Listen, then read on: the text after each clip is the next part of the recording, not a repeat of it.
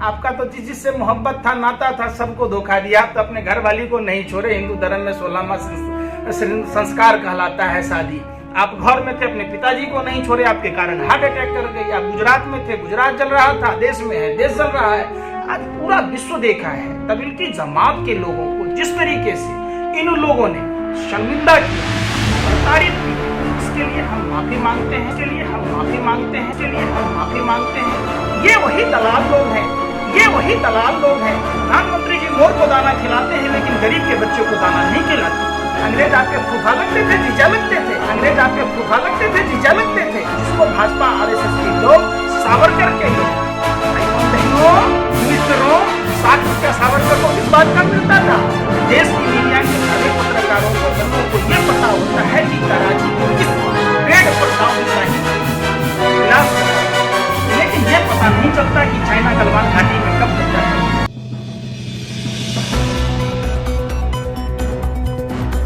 हमारे साथ मौजूद हैं पंकज जी, जिनकी हमेशा शिकायत रहती है कि सब तमाम मुद्दों पर बात होती है लेकिन बात आदिवासियों पर नहीं होती, बात उन मुद्दों पर नहीं होती जिसको लेकर आम नागरिक, वो गरीब नागरिक सबसे ज़्यादा प्रताड़ित किया जाता है। तो इस वक्त जो बॉम्बे हाई कोर्ट और दिल्ली हाई कोर्ट से अब जमातियों को लेकर जितनी भी धाराएं लगाई गई वो हटाई जा रही हैं, उसे आप किस तरह से देखते हैं? सबसे पहले मैं भारत के सभी प्रबुद्ध नागरिकों का अभिनंदन करता हूं, उनको प्रणाम करता हूं। जिस तरीके से भाजपा आरएसएस और भाजपा टीम के आईटी सेल के लोग और देश के दलाल मीडिया के भरवे पत्रकारों ने जिस तरीके से देश को जलाने के लिए लगातार किसी खास समुदाय को टारगेट किया, अमन भाईचारा समाप्त करने का प्रयास किया, देश के नागरिकों ने इससे लात मार के ठुकराया। आज हाई कोर्ट के जजों को भी हम धन्यवाद देते हैं जिन्होंने भारत की गरिमा, इज्जत, प्रतिष्ठा को बरकरार रखा। यह भारत अतिथि देवो भव का भारत है, वसुधैव कुटुंबकम का भारत है, जो विश्व में अलग अलग विविधताओं के देश के रूप में जाना जाता है, जिसको भाजपा आरएसएस के लोग, सावरकर के लोग, भाइयों बहनों मित्रों 60 रुपया सावरकर को किस बात का मिलता था? अंग्रेज आपके फूफा लगते थे, जीजा लगते थे। ये वही दलाल लोग हैं। आज भी चाइना की कंपनियों से चंदा लेकर सौरे डोभाल का धंधा पाकिस्तान में चलता है, लेकिन आम हिंदुस्तानी अगर किसी को कॉल आता है तो वो देशद्रोही कहलाता है। $5 बिलियन में इनके रिश्तेदार अंधभक्तों के फूफा मुकेश अंबानी टिकटॉक लेते हैं तो वो देशभक्त कहे जाते हैं।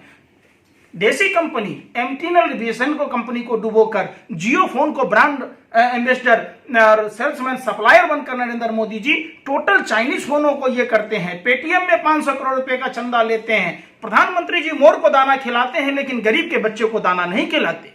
जिस मजदूरों को इन्होंने स्लोगन दिया था नून रोटी खाएंगे, भाजपा को जिताएंगे, मोदी जी को जिताएंगे, ये नमक हराम नमक हलाल नेता क्यों नहीं देश के मजदूरों को घर तक पहुंचने की व्यवस्था की?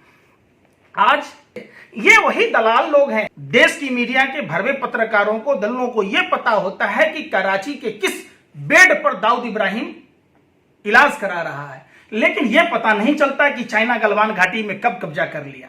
कब पुलवामा की घटना में वो कार किसकी थी जिस कार में 300 किलो आरडीएक्स था? ये टुकड़े टुकड़े गैंग के लोग हैं, देशद्रोही लोग हैं। हम आज आपके चैनल के माध्यम से यह मांग करते हैं, जो भारत मां के वीर सपूत, जो भारत की सरहदों की रक्षा के लिए शहीद हुए, उनके आश्रितों को जो सेना के वीर फंड में पैसा मिला 258 करोड़ रुपया, उस पैसे का क्या हुआ? नरेंद्र मोदी जी आप तो बड़ा चमक चमक के कहते थे भाइयों बहनों 70 साल का हिसाब देना चाहिए कि नहीं, तो आप न सेना का सहायता वीर कोष का हिसाब दे रहे, ना आप पीएम केयर फंड का हिसाब दे रहे।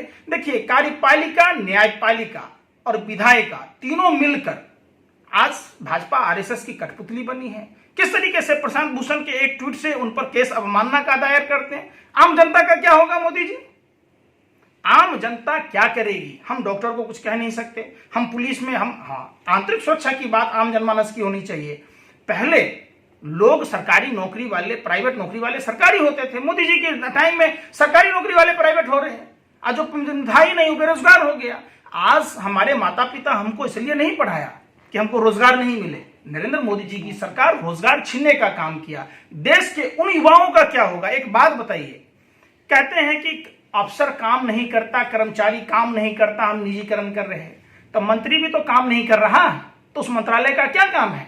सिर्फ जनता के टैक्स के पैसों को लूटने के लिए 303 पूर्ण बहुमत की सरकार चुना है मोदी जी। ये देश के सामने रखना होगा। हम निजीकरण का विरोध करते हैं और देश की जनता से अपील करते हैं, इस ईस्ट इंडिया पार्ट 2 की सरकार, अंग्रेजों की दलालों की सरकार का हम पुरजोर विरोध करते हैं। आज पूर्वोत्तर के राज्यों में बाढ़ आया हुआ है, खास करके बिहार से मैं बिलोंग करता हूं, इसलिए बिहार की बात बताता।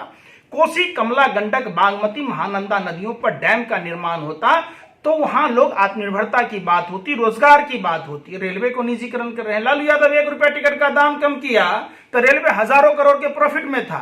अब मोदी जी 3 रुपये के टिकट का दाम कहते थे, विपक्ष हमारे खिलाफ दुष्प्रचार कर रहा है, हमारा तो रेलवे से नाता था।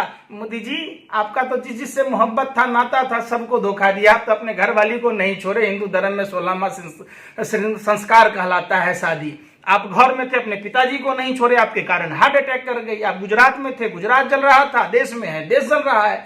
आज पूरा विश्व देखा है तबलीगी जमात के लोगों को जिस तरीके से इन लोगों ने शर्मिंदा किया, प्रताड़ित किया, इसके लिए हम माफी मांगते हैं विश्व के सभी मुल्क के अतिथियों से कि हमारे भारत में ऐसी जुल्मी दरिंदी सरकार आई कि लोग, हम देशवासी भी परेशान हैं और आप तो खैर बाहर के थे ही। किस तरीके से देश जलाने की कोशिश की गई, एक मैसेज क्रिएट किया गया कि मुसलमान ही फैला रहा। देश में कोरोना फैलाने में नरेंद्र मोदी का हाथ है। जब नरेंद्र मोदी जी को पता था कि 17 नवंबर को चाइना में पहला केस आया, जबकि चाइना ने छुपाया था, 30 जनवरी को इंडिया में पहला मामला आया, तो प्रधानमंत्री जी दिल्ली चुनाव में क्यों व्यस्त थे? आपके 300-307 गलियों में खाक छाट रहे थे, आपका तारीपार गृह मंत्री घर घर पर्चा बांट रहा था, आपको शर्म नहीं आई? 22 विधायकों की नीलामी या ट्रंप की गुलामी ने देश का भट्ठा बैठा दिया। आपको ट्रंप की गुलामी बाराती नहीं लानी चाहिए। जिस अहमदाबाद शहर में गुजरात मॉडल को छुपाने के लिए दीवार बनाना पड़ा, चलो झूठ के पार चलो। आप ये देखिए कि किस तरीके से उसमें बारातियों की जांच नहीं हुई। अहमदाबाद शहर का नाम कर्नावती शहर था, जिसको करोनावती बना दिया। पूरे देश में अपनी नाकामियों को मोदी जी लगातार दूसरे पर ठीकरा फोड़ते हैं।